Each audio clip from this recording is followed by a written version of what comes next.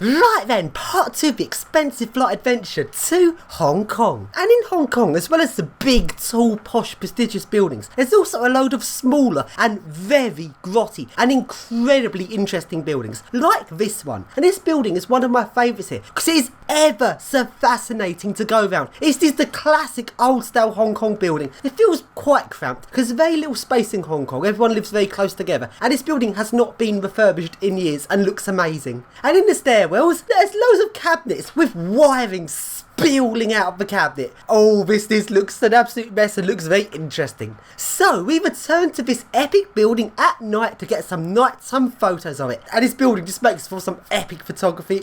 And we managed to get onto the roof.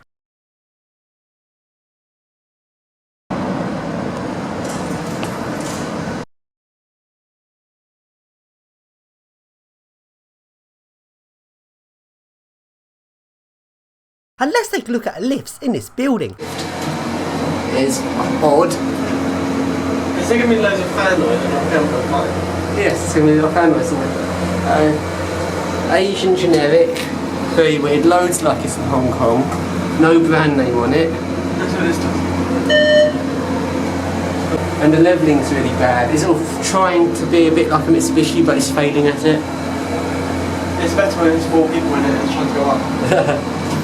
And let's take a look around Hong Kong at night, and here's some classic scenes of Hong Kong with loads of big flashy Chinese signs everywhere.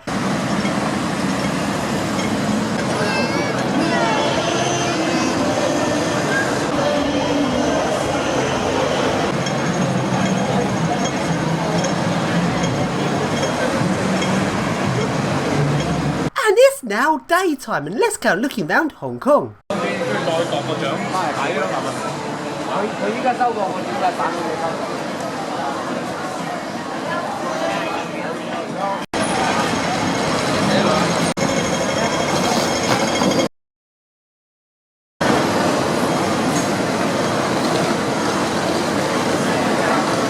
And along we go to this very tall and very posh epic skyscraper. And this skyscraper has some epic 6 metre a second Schindler M series of destination dispatch.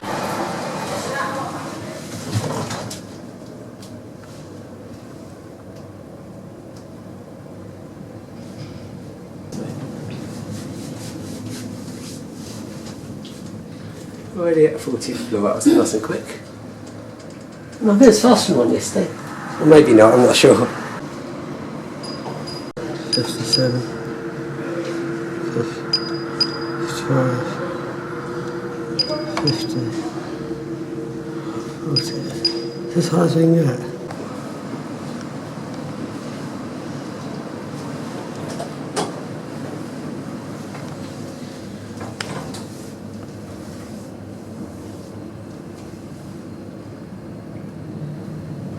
And there's also a service lift which has keypad floor selection Schindler M series buttons, which I haven't actually seen one quite like this before.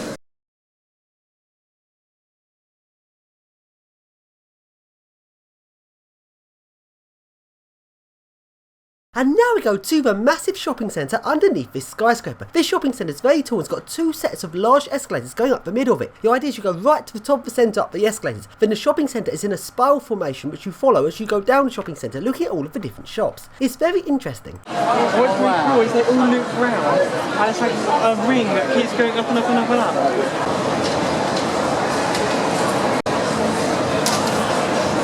And now we go along to a residential area in Hong Kong. This area is very nice and there's tall towers everywhere. It looks amazing. And we managed to get into one of the tall towers, which has a very nice Schindler D series of M series logic. This lift is epic and goes 2.5 meters a second. No wonder when you see people's videos in Hong Kong on the internet, all you hear is wind noise because there's always a fan right above the lift. Let's surf it.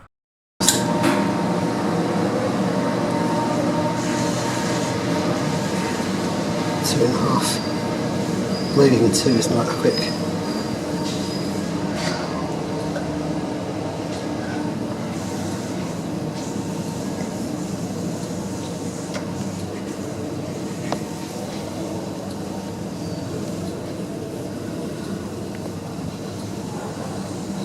Tons of petrol.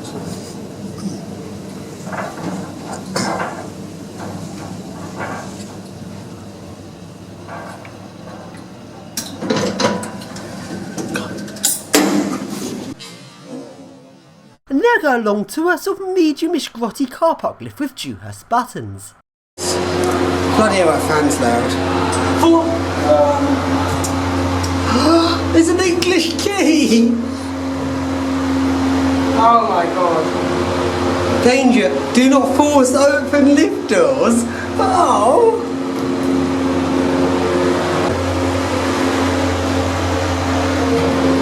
Oh, intelligent. Good thing is almost all lifts have intelligent level. Very thin and tall. That is so weird. Everybody look at nice buildings. And in Hong Kong, everywhere you look, there's tall towers. And these towers feel a bit like a Barbican estate. It's like these posh podium areas that you walk along, get between the towers. Wow. Get the Sinim from France. Do they just not want to buy Chinese products here? Or are they just wanting to buy everything from Europe? And now we go along to Disneyland Hong Kong. So then, I did not actually pay to go in, because firstly, I'm not that interested in theme parks, and secondly, it is very overpriced and not worth it. But hey, I didn't need to pay to go in, because the most interesting parts are actually outside the theme park, like the MTR Disneyland line, which is very interesting. Make sure you check out my video of it. Also, there's this very over-the-top fountain. And there's all these streets to walk around in different parts outside of Disneyland. And in these streets, they play Disney music, which is just so weird.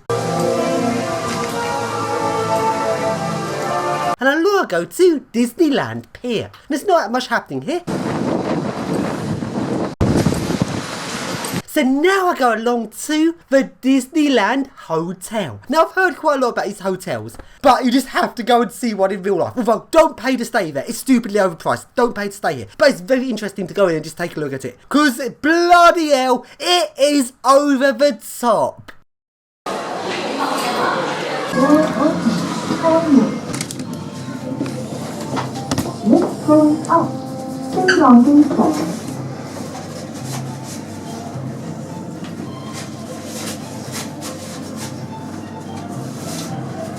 Welcome, but never before.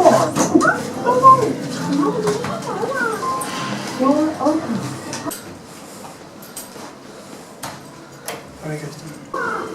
Door open. 开门。别分开门。Lift going down. 升降机了。Here you go. The third floor. We've got 5 on that, I searched for.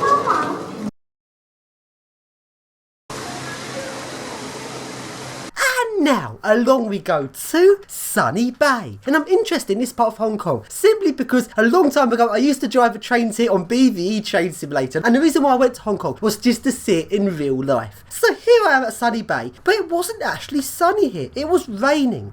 Turns out, most of the time, it's not actually sunny at Sunny Bay because the bay is in shadow of the hill. And it was originally called Dark Bay. And the word in Chinese for dark is also means sort of like negative. So it was sort of like miserable, sort of negative feelings bay. And when Disney built Disneyland, they were like, you can't call it that. You've got to rename it to Sunny Bay. Because hey, it makes it more sunny and happy, doesn't it? And at Sunny Bay, there are some vandalised offo bikes. And some people had broken off the locks on these bikes, so we could go and have a ride on them. And for those of you that don't know, these companies like O-Bike, Mobike, Offobike all started in China, where everyone was very respectable of their bikes. And these are like bikes that just litter the streets and you have to pay the company some money to unlock a bike and ride it. So this company thought, oh, we've got a great business model littering the streets with these bikes. Let's go and put the bikes in other parts of the world, like London and Hong Kong. And these companies got an ever so big surprise when they found out outside of China, people didn't respect the bikes that much, and loads of people vandalised them and cut the locks off so I didn't have to pay and stuff. So, cycling around Sunny Bay,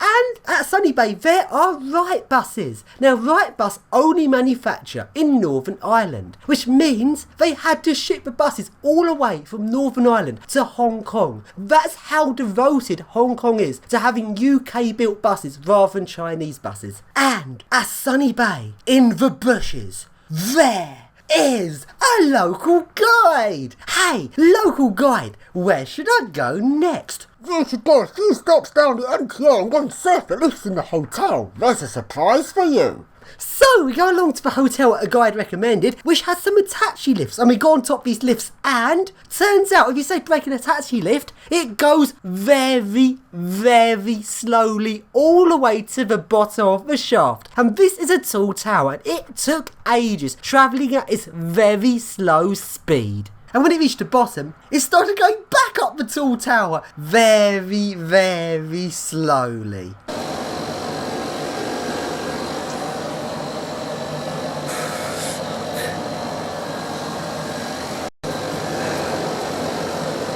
This is why you do not do surfing the wrong way.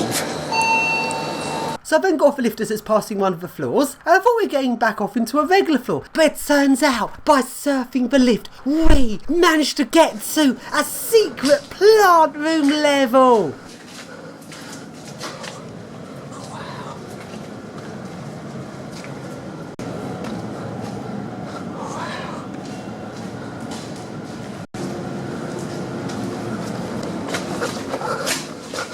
Very posh, 5-star. And now we go along to a very epic residential area in Hong Kong. This area has tall towers everywhere you look. Which tower should we choose first? There's just so many of them. So we went into one of the tall towers and it didn't disappoint. They had some really epic Fuji Tech lifts. 3 lifts. One was for odd floors, one was for even floors, and one was for all floors. Which of course is the best one to surf.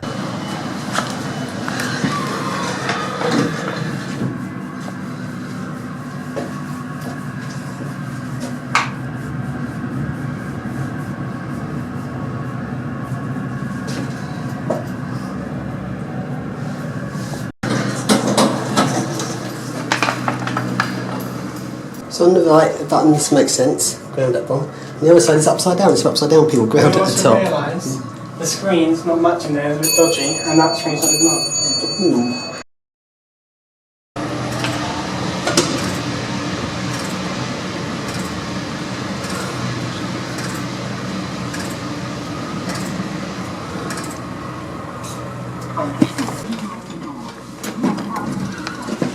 And along to the next tower, which has a Cone M series lift.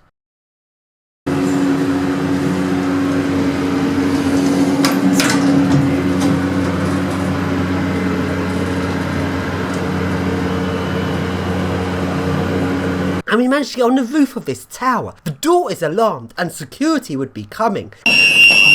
But hey, security can't come instantly, can they? So we got some nice roof pictures. Oh, we're not very high, are we? Go. Go, go, go. Got our pictures, there we go. And it seems that quite a few places in Hong Kong don't take cards, so I had to withdraw cash. And the very weird thing about cash in Hong Kong is it actually has HSBC logos on the money. That seems slightly odd and not right. A private bank has their logo on the national currency. And along we go to a lift and MTR station. This is Dewhurst buttons. Very weird to see Dewhurst this far away at the other side of the planet.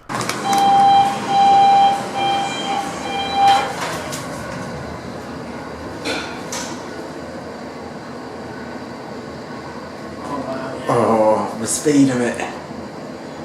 God. I feel it. Crushed towards the floor. The leveling's outstanding. Dewhurst. Oh, it's levelling! Oh! That is incredible. How did they do it? Must have years programming to be like that. Hong Kong. Oh my god, it's still going! Wow, there you go. And now we go to this very over top lift at an MTR station. This is a glass lift and there's air conditioning underneath the lift, blowing up cold air from underneath you, which is incredibly weird. Oh yeah, no, I see it's pure barge, yeah, I didn't even look at that. Whee! Gosh, that's Oh, the car tops look nice. Should we go inspect it? Oh, I do like this. How's it level? Oh, nice. I do like how the closed door buttons are really That's weird. Underfloor air conditioning. Stand there and you get air. smart. Why would you put it above? Because it blows up here. That is amazing. And now go along to this little glass lift. Dewhurst. Oh, it's a Schindler. That's nice. Jew shed. Jew. Yeah.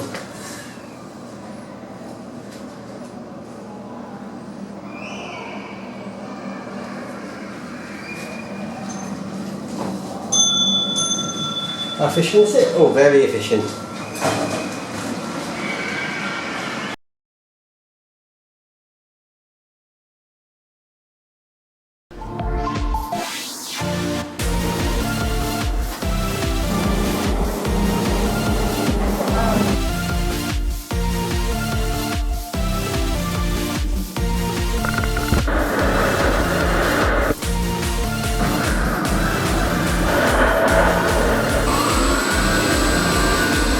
Then I'll do that.